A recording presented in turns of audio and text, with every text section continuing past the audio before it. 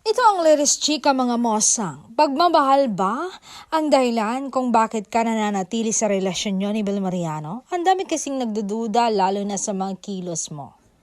Sabi ng aktor, hindi na sana ako mag-explain dahil alam naman ni Bel kung ano ang totoo. Alam nyo, saksi po ang langit kung gaano po ko siya kagusto at kamahal.